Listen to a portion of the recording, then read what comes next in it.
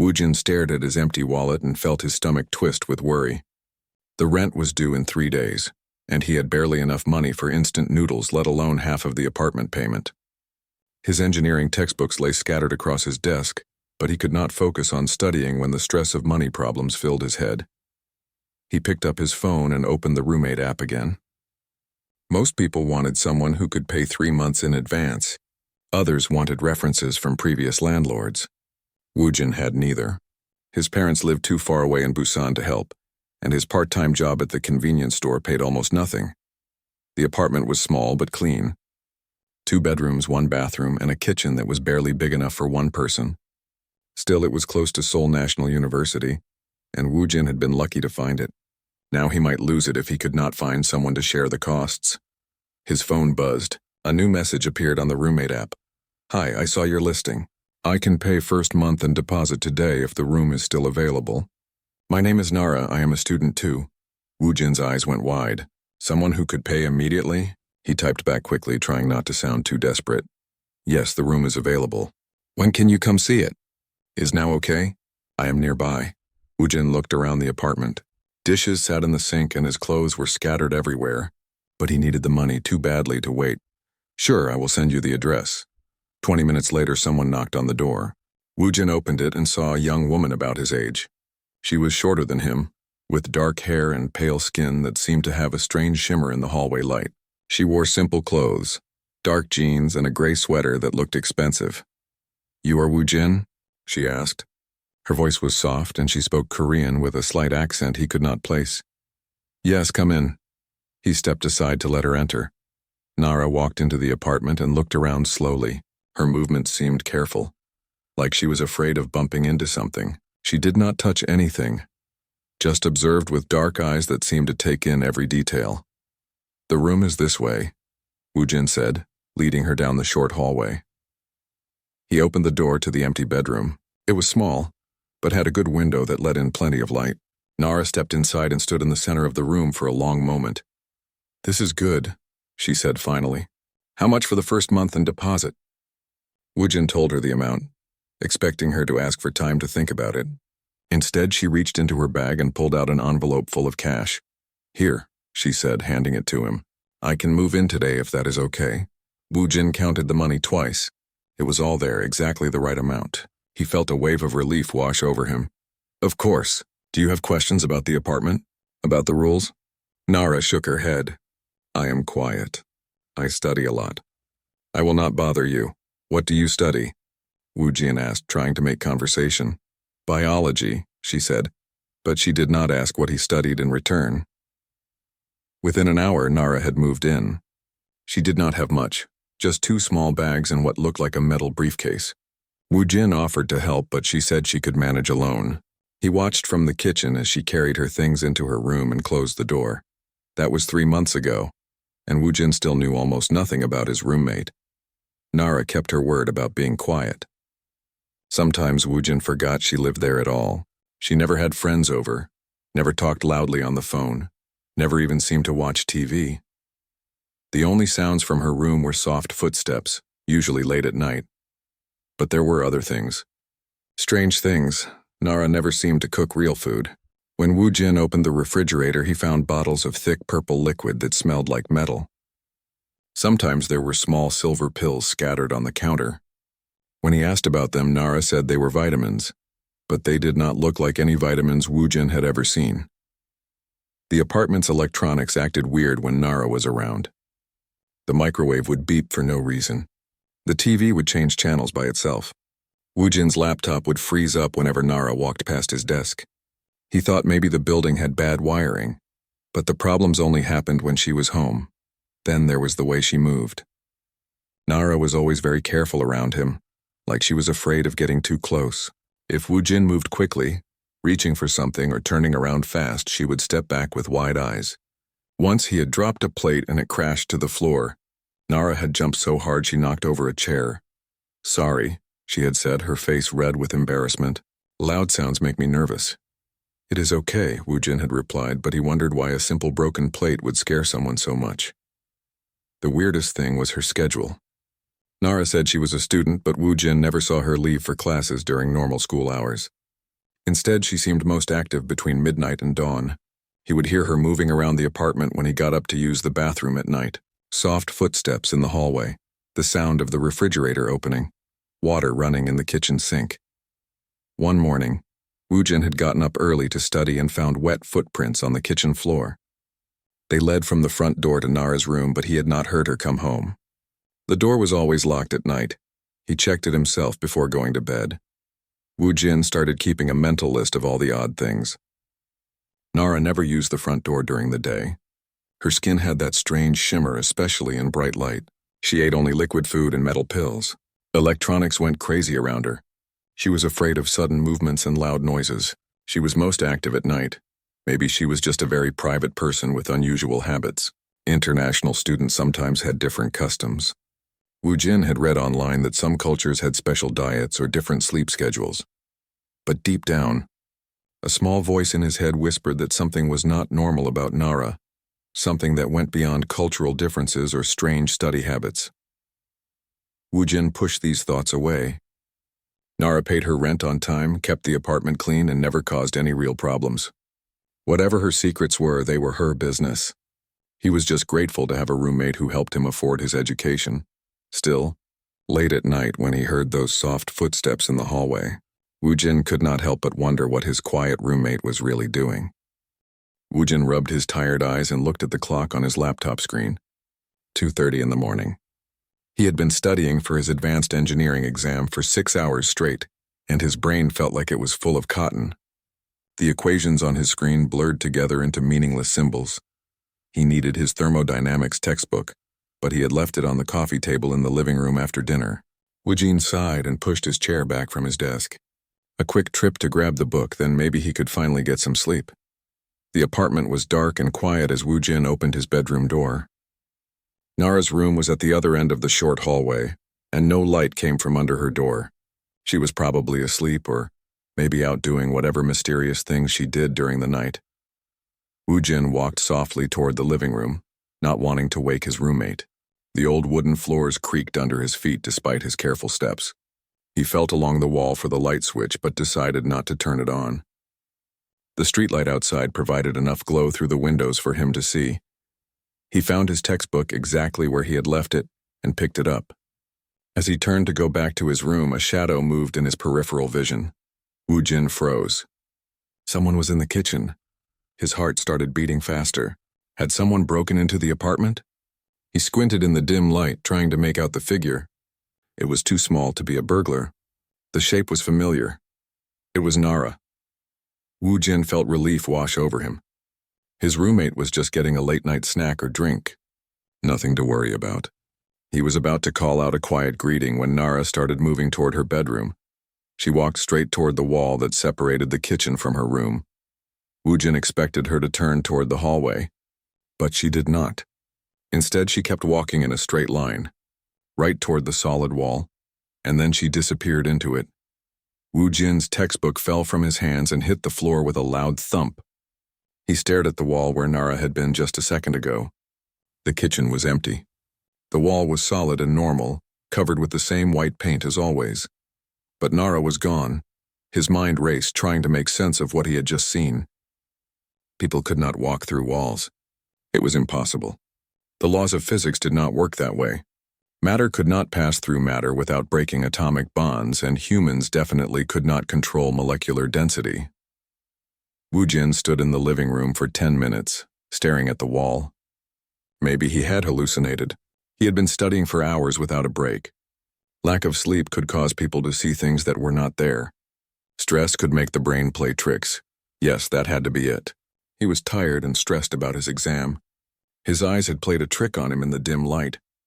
Nara had probably turned and gone down the hallway to her room while he was looking away. But even as he told himself this, Woojin knew what he had seen. Nara had walked straight into a solid wall and vanished.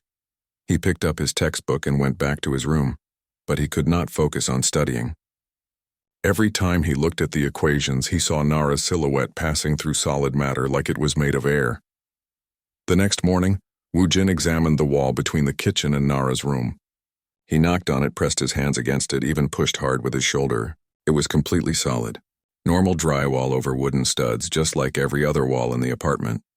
Nara appeared in the kitchen while he was making coffee, and Woojin jumped at the sound of her footsteps. "Good morning," she said, opening the refrigerator to get one of her strange purple drinks. "Good morning," Woojin replied, studying her face for any sign that she knew he had been watching her. But Nara looked the same as always, quiet, careful, keeping her distance. "Did you sleep well?" he asked. "Yes, thank you. You?" Woojin wanted to ask if she had gotten up during the night. He wanted to ask about the wall. Instead, he just nodded and said, "Fine." Over the next few days, Woojin found himself staying awake later and later, hoping to catch another glimpse of whatever he had seen. He told himself he was being ridiculous, but curiosity was stronger than logic. On Thursday night, his persistence paid off. Woojin heard the soft sound of footsteps in the hallway around 1 in the morning. He crept to his door and opened it just a crack, peering out into the darkness. Nara was walking toward the front door of the apartment. But instead of reaching for the handle or fumbling with keys, she simply stepped forward and vanished through the solid metal door. This time, Woojin was sure he had not imagined it. He was wide awake, thinking clearly, and he had seen his roommate pass through a locked door like it was not there. Woojin spent the rest of the night at his computer, searching the internet for explanations. Phase-shifting technology, military experiments, genetic mutations, optical illusions, magic tricks. He found nothing that could explain how a normal person could walk through solid objects. Then he started searching for information about aliens. Earth had been part of the Galactic Coalition for 30 years, but most aliens lived in special districts in major cities. They had their own schools, their own businesses, their own communities. Regular humans like Woojin did not interact with aliens very much, but he knew they existed. Some looked almost human. Others had strange abilities that seemed impossible by Earth standards. Woojin found articles about alien exchange students at universities. Most stayed in special dormitories with other off-world students. But some, especially those who looked human, lived in regular apartments with human roommates. Could Nara be an alien? The idea seemed crazy, but it explained everything. Her strange food, her odd schedule, the way electronics malfunctioned around her, her fear of sudden movements, even her accent, which he had never been able to place. Woojin kept searching and found information about different alien species. The Centaurians were tall and blue. The Vegan traders had 6 arms. The Andromedans looked like humans but had silver eyes. Then he found a reference to the Vorthak. The article was short and did not have many details. It said the Vorthak were humanoid aliens who could manipulate their molecular density at will. They could become solid or incorporeal as needed. The ability made them excellent explorers and researchers since they could pass through obstacles that would stop other species. Woojin stared at the screen. Molecular density manipulation, the ability to become incorporeal, to pass through solid objects, to walk through walls. His hands were shaking as he bookmarked the article. Everything started making sense. Nara was not human. She was Vorthak, hiding her true nature while living on Earth. But why was she hiding? The article mentioned that Vorthak were peaceful researchers and explorers. Earth was part of the Galactic Coalition. Aliens were allowed to visit and study here, unless there was something else. Something the article had not mentioned. Woojin searched for more information about the Vorthak, but most of the results were in scientific journals that required university access. He found a few news articles, but they were months old and did not say much. One headline caught his attention. Vorthak colony ship reported missing near Outer Rim. Another, Coalition investigates attacks on alien research stations. And then, buried deep in a forum for xenobiology students. Why are Vorthak refugees coming to Earth instead of going to Coalition worlds? Refugees. The word stuck in Woojin's mind. Maybe Nara was not just an exchange student. Maybe she was running from something. Maybe that was why she was so careful. So afraid of sudden movements and loud noises. Maybe that was why she hid her abilities and tried to live like a normal human. Woojin closed his laptop and sat back in his chair. His quiet, mysterious roommate was an alien refugee with the ability to phase through solid matter.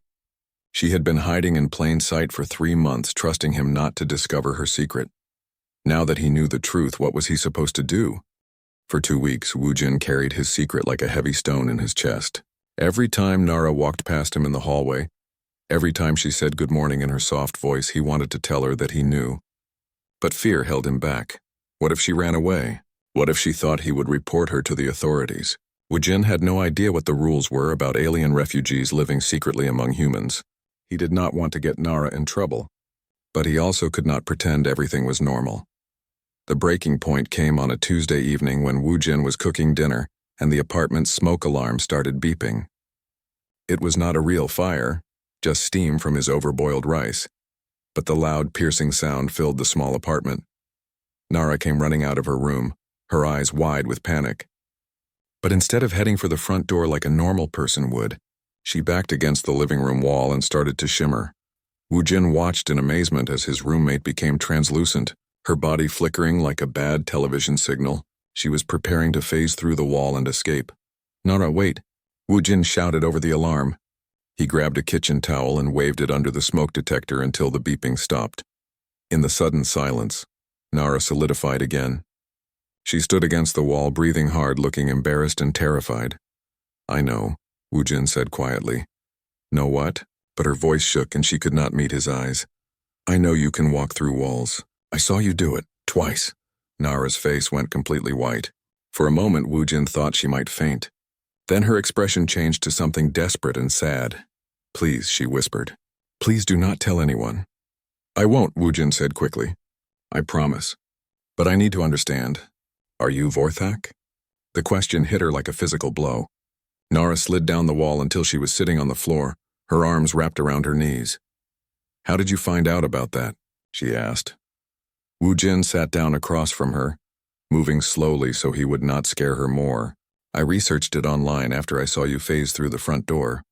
There was an article about molecular density manipulation." Nara laughed, but it was not a happy sound. "Of course humans would write about it like a science experiment. Why are you hiding?" "The article said Earth is part of the coalition. Aliens are allowed to be here." "Not all aliens," Nara said. "Not Vorthak." Not anymore. She was quiet for a long time. Wujin waited, afraid that pushing too hard would make her stop talking. Finally, Nara looked up at him. "My people were explorers and researchers, like your internet said. We could go places others could not, see things others could not see. The coalition valued our abilities. What changed? Humans discovered that some Vorthak were using our abilities for espionage. Not many, maybe a dozen out of thousands. But they were stealing information, passing through secure facilities, spying on military bases." Wujin felt a chill run down his spine. What happened? Human authorities decided all Vorthak were a security risk. They said our phasing abilities made us impossible to contain or monitor. 3 years ago, they started removing us from coalition worlds. Removing? Nara's voice became very quiet. "At first, they just deported us to Vorthak colonies. But then the attacks started. Colony ships were sabotaged.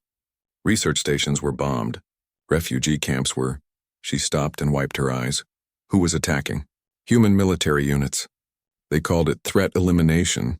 They said it was necessary to protect coalition security." Wujin stared at her in shock. He had never heard about any of this on the news. How many Vorthak were killed? Thousands. Maybe tens of thousands. The survivors scattered across the galaxy, trying to find places to hide. Some came to Earth because they thought it would be safer here, among the general population. Safer. But humans are the ones who were attacking you. Not all humans, Nara said, echoing his earlier thoughts. The attacks were ordered by military leaders and carried out by special units. Most Earth humans do not even know Vorthak exist or that there was ever a conflict. Wujin thought about this. It was true that he had never heard of the Vorthak before he started researching Nara's abilities. Alien affairs were not something most people paid attention to. "So you came here to hide?" "I had nowhere else to go. My family's research ship was destroyed 2 years ago. I managed to escape in a life pod and drifted for months before a coalition patrol found me. They brought me to Earth, but they could not officially help me. If the authorities found out I was here, what would happen?" Nara shivered. "Best case, deportation to a world where humans could monitor me. Worst case, I would disappear like the others." They sat in silence for several minutes. Wujin's mind was reeling with everything he had learned. His quiet, strange roommate was not just an alien. She was a refugee from what sounded like a systematic campaign of genocide. "The money you paid for rent," he said suddenly. Where did it come from? I work at night, cleaning offices in the business district. The company that hired me does not ask too many questions about immigration papers. I can phase through locked doors, so I am very efficient. That explained her nighttime schedule and why she was always tired during the day. Nara, Woo-jin said carefully, are there other Vorthak hiding on Earth? She nodded. A few dozen, maybe more. We try not to contact each other too much. It is safer if we stay separated. But you help each other when we can. There is a network. People who pass information about safe places to live, jobs that do not require documentation, humans who can be trusted. Woo-jin realized that he was now part of that network, whether he had chosen to be or not. By learning Nara's secret and promising not to tell, he had become complicit in hiding a refugee that his own species was hunting. The thought should have scared him. Instead, he felt angry. This is wrong, he said. What happened to your people? It is wrong. Many things are wrong in the galaxy, Nara replied. But humans are very good at justifying actions that benefit them. Your species has a reputation for never giving up, never backing down from a fight. Most aliens admire that determination, but when it is turned against you. She did not finish the sentence. Not all humans support this, Woo-jin said. If people knew what really happened, they would be outraged. Would they? Or would they decide that security is more important than the lives of aliens they have never met? Woo-jin wanted to argue, but he could not. He did not know how most humans would react to learning about the Vorthak genocide. People often supported harsh measures when they were afraid. What can I do to help? He asked. Nara looked surprised. You want to help? You are my friend. Of course I want to help. For the first time since he had known her, Nara smiled. It was a real smile, not the careful, polite expression she usually wore. Just let me stay here, she said. Let me keep pretending to be human. That is all I need. That is not enough, Woo-jin said. You should not have to live in fear. Before Nara could reply, both of them froze. There was a sound from outside the apartment. Footsteps in the hallway, moving slowly and deliberately. Nara's face went pale again. Do you ever have visitors at night? Never. The footsteps stopped right outside their door. Then came the sound of something electronic, a quiet beeping like a scanner or detector. They found me, Nara whispered. The apartment's lights suddenly went out, plunging them into darkness. Emergency lighting kicked in a moment later, casting everything in a red glow. Back door? Nara said urgently. Is there a back door? Fire escape on the bedroom window. Go, she said, starting to shimmer again. Get out of here. What about you? I can phase through the walls, but you cannot. They will arrest you if they find you with me. The front door exploded inward with a crash that shook the entire apartment. Armed soldiers poured through the broken doorway, their black uniforms marked with Korean government symbols. Red laser dots danced across the walls as they swept the apartment with their weapons. Behind them came a tall man in a business suit, his face calm and professional. Lee Woo-jin, the man said, reading from a tablet. Age 24, engineering student at Seoul National University. You will come with us for questioning. Woo-jin looked around frantically for Nara, but she had vanished. He hoped she had escaped through the walls before the soldiers arrived. I do not understand, Woo-jin said, trying to keep his voice steady. What is this about? You have been harboring an illegal alien, the man replied. A member of a species classified as a security threat to the Republic of Korea and the greater human community. Two soldiers grabbed Woo-jin by his arms and pulled him toward the door. As they dragged him past the man in the suit, Woo-jin could see his government identification badge. Director Park Sun-ho, Department of Alien Affairs. They shoved Woo-jin into the back of a black van parked outside his apartment building.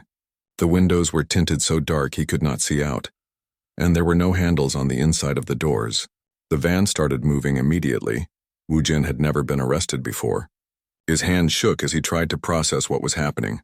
How had they found out about Nara? Had someone been watching the apartment? Had his internet searches triggered some kind of surveillance system? The van drove for what felt like hours, but was probably only 30 minutes.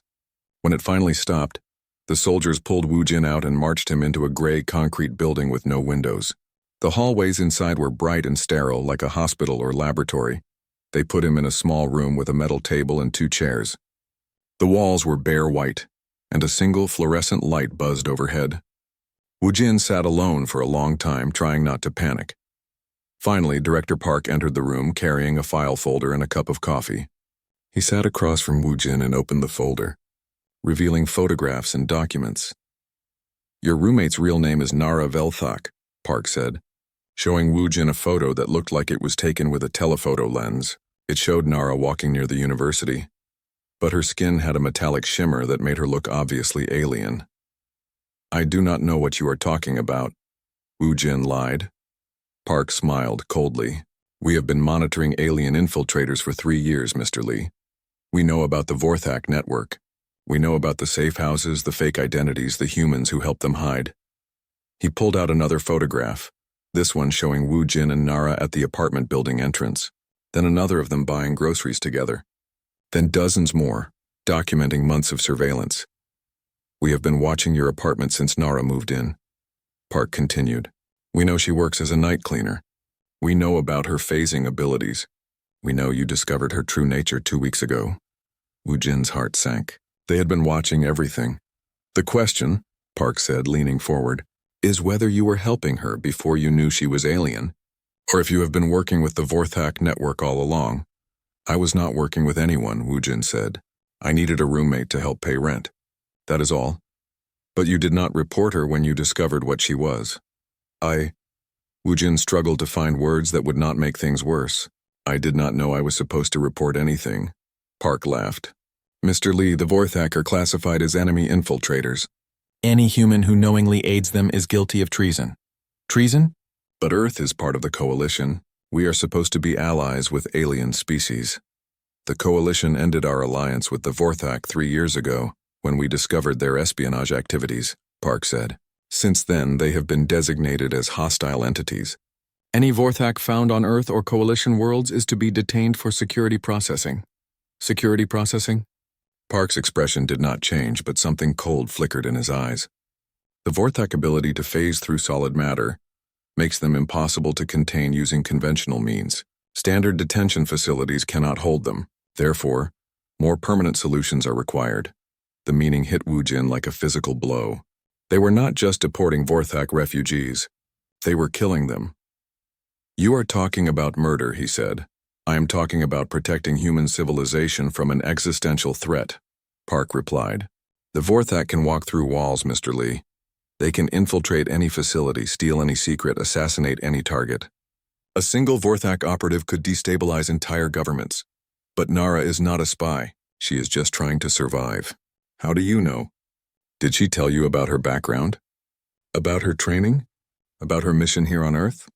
Wu Jin thought about his conversations with Nara. She had told him about the genocide, about her family's research ship being destroyed, about hiding among humans to survive. But how much did he really know about her past? "She told me her people were researchers and explorers," he said. "The perfect cover for espionage operations," Park said. "Mr. Lee, I understand that you developed feelings for this creature. It is not uncommon. The Vorthak are skilled at manipulation. They appear vulnerable and sympathetic to gain human trust. She is not manipulating me."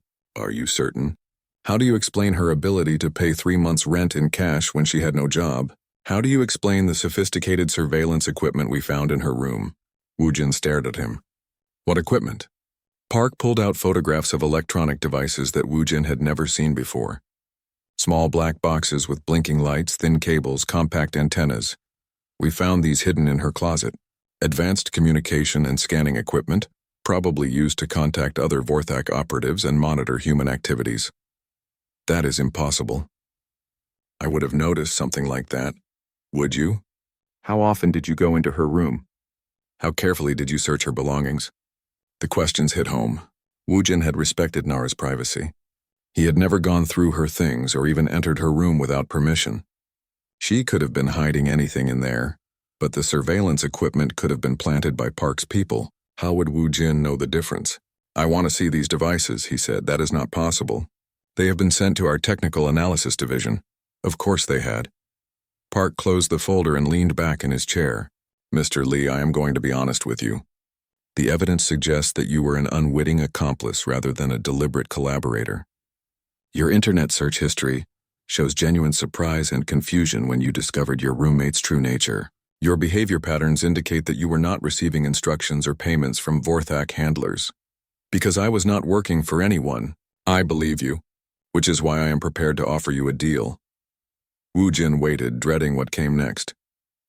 Help us locate the other Vorthak hiding in Seoul, Park said. Your roommate mentioned a network of refugees. We know they exist, but we have not been able to identify all of them. With your help, we could round up the entire cell within weeks. Why would I do that? Because if you refuse, you will be charged with treason and sentenced to life in prison. But if you cooperate, all charges against you will be dropped. You can return to your normal life. Wu Jin stared at the table, his mind racing. Park was asking him to betray people who were just trying to survive. People like Nara, who had lost everything and were hiding in fear. But if he refused, he would spend the rest of his life in prison. His parents would never know what happened to him. His dreams of becoming an engineer would be over. I need time to think, he said. You have until tomorrow morning, Park replied, standing up. Guards will escort you to a holding cell. I suggest you use the time wisely, Mr. Lee. This offer will not be repeated. As the soldiers led him away, Wu Jin caught a glimpse of another room down the hallway. Through the open door, he could see a woman in a lab coat examining what looked like alien tissue samples under a microscope. The samples were still moving, shifting and shimmering like they were trying to phase away from the examination tools. Wu Jin realized with horror that the samples were probably from captured Vorthak. Park's people were not just killing them. They were studying them, trying to understand how their abilities worked. The cell they put him in was small and windowless, with a narrow bed and a metal toilet. Wu Jin sat on the bed and put his head in his hands. He thought about Nara's smile when he had promised to help her. He thought about her stories of family members killed by human military units. He thought about the other Vorthak refugees hiding in Seoul, probably unaware that their network had been compromised. Park wanted him to lead hunters to innocent people whose only crime was trying to survive genocide. But if he refused, he would disappear into the human justice system, and the hunt would continue without him. At least if he cooperated, he might be able to warn some of the refugees or find ways to help them escape. Wu Jin stared at the ceiling until morning, trying to decide whether cooperation or defiance would save more lives. When Park returned the next morning, Wu Jin was ready with his answer. I will help you, he said, hating himself for the lie. But I need to know that Nara is safe. If she is hurt, the deal is off, Park smiled. Unfortunately, the subject escaped during the raid. Our tracking equipment lost her signal in the underground transit tunnels. But do not worry, we will find her eventually. Relief flooded through Wu Jin. Nara had gotten away. What do you need me to do? He asked. We know the Vorthak communicate through a network of human sympathizers, Park explained. Most aliens do not understand our technology well enough to navigate our internet systems alone. They need human partners to help them find safe housing, employment, and supplies. And you think I can find these human partners? You already found one. The night cleaner job your roommate had. Someone had to help her get that position without proper documentation. We want you to trace that connection. Park handed Wu Jin a small electronic device that looked like a modified smartphone. This will record everything you see and hear. It also has a tracking function, so we will know where you are at all times. What if the people I meet realize I am working for you? Then you will be in danger, which is why you must be very careful. We cannot protect you if your cover is blown. They released Wu Jin that afternoon with strict instructions to begin his investigation immediately. As he walked through Seoul's busy streets, the device in his pocket felt like it weighed 1,000 pounds. But Wu Jin had no intention of helping Park hunt refugees. Instead of looking for Nara's employment connections, he went to the university library and used their computers to research everything he could find about the Vorthak conflict. Most of the information was classified or restricted, but academic databases had more details than public news sites. What he found made him sick. The espionage activities that had triggered the crackdown were minor intelligence gathering operations by a small group of Vorthak researchers. They had been trying to understand human military capabilities because they were worried about growing anti-alien sentiment in some coalition governments. Their fears had been justified. Human politicians had used the espionage incidents as justification for a systematic campaign of genocide that had killed thousands of innocent people. The worst part was reading the casualty reports. Entire Vorthak research stations had been destroyed with everyone inside. Colony ships carrying families and children had been sabotaged in deep space. Refugee camps had been bombed from orbit. Humanity's reputation for never giving up, for always winning conflicts, had turned into a machine for exterminating an entire species. Wu Jin spent 3 days pretending to investigate while actually researching ways to contact the Vorthak underground network. He figured that if Nara had escaped into Seoul's transit tunnels, she might have found other refugees hiding in the city's underground areas. On the 4th night, he made his move. The Hongik University subway station had several abandoned maintenance tunnels that had been sealed off during recent renovations. If he were a refugee trying to hide in Seoul, those tunnels would be perfect, out of sight with multiple escape routes, and access to the wider underground network. Wu Jin waited until after midnight, then used his engineering student identification to access the restricted areas near the station. The tracking device Park had given him would report his location, but he had prepared a cover story about following up on a lead. The maintenance tunnels were dark and damp, lit only by emergency lighting that cast long shadows on the concrete walls. Wu Jin walked slowly, calling out softly in case anyone was hiding nearby. "Hello? I am looking for Nara. I am her friend, Lee Wu Jin. I want to help." At first there was no response. Then he heard movement in the darkness ahead. "Wu Jin." Nara's voice was barely a whisper. She stepped out of a side tunnel looking thinner and more tired than he had ever seen her. Behind her came 2 other figures, a man and woman who looked human but moved with the same careful grace that Nara did. "How did you find us?" Nara asked. "I guessed you would hide underground." "Are you okay?" "Physically, yes, but they know about all of us now. The government has been monitoring our network for months." She gestured to her companions. "This is Kale and Soren. They have been hiding here since their safe house was raided last week." "We should not be talking to him," Kale said. His voice carried the same slight accent as Nara's. "Humans cannot be trusted."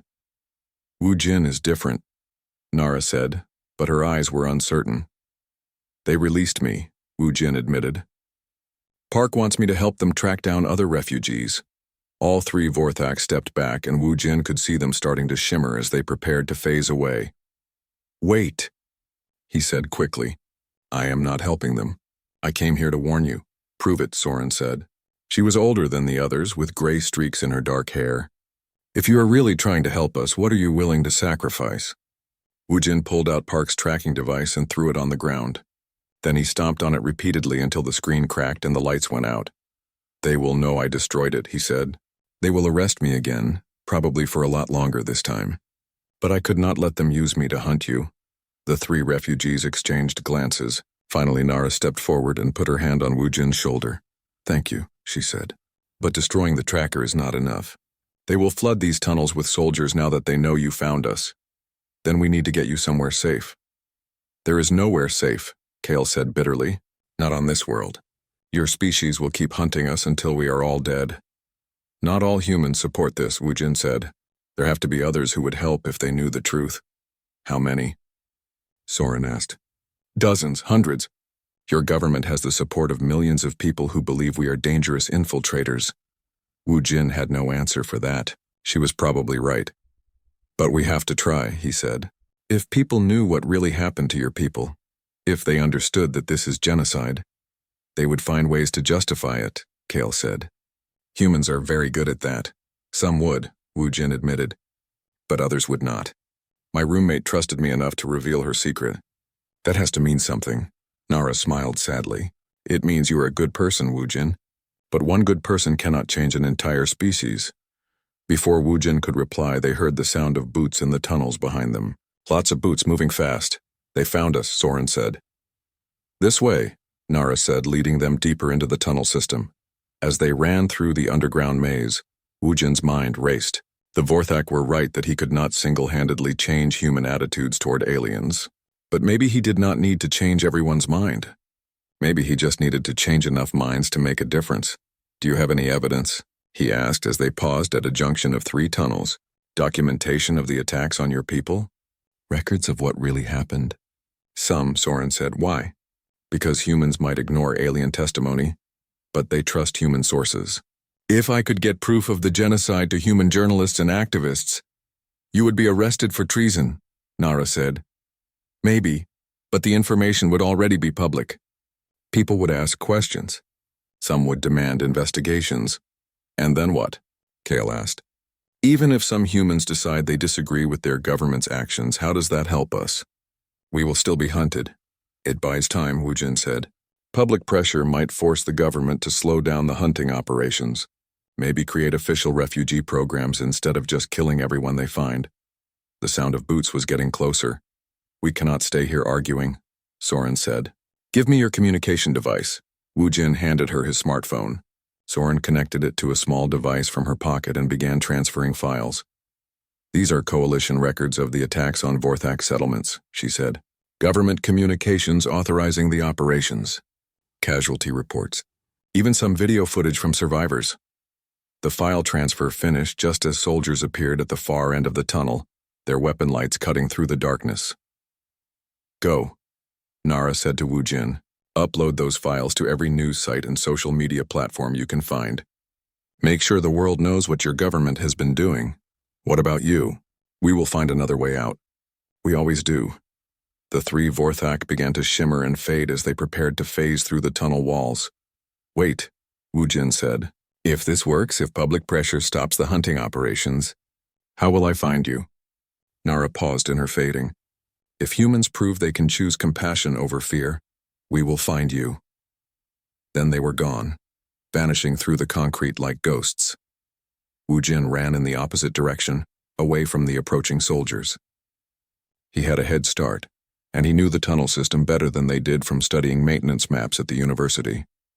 2 hours later, he emerged from a service entrance 6 blocks away from where he had entered. His phone was full of evidence that could expose the truth about the Vorthak genocide, but uploading the files would make him a fugitive. He would lose his apartment, his education, his future. He might spend the rest of his life in prison or worse. Wu Jin thought about Park's words. Humans never give up, never back down from a fight. That determination had made humanity feared across the galaxy, but the same determination could be turned toward protecting the innocent instead of hunting them.